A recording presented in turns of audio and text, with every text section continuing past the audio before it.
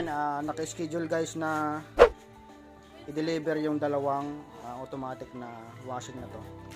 So, Panasonic at muning excuse nga. Excuse. Yan, LG. Yan, LG. Yan. Okay, naging issue nito, mahina yung ikot ng blade nya habang nagwa-washing. Ang napalitan natin dyan ay itong capacitor. Ay, isa guys, so, sobrang drain na yung capacitor na yan, or yung starting capacitor, at yung hose. So bago na rin yung hose nya. Ayan o, grabe na pagkabutas. Okay, tapos ito naman ang issue nito, ano lang, barado lang yung kanyang drain valve nya. So yun lang naman nag-issue yan.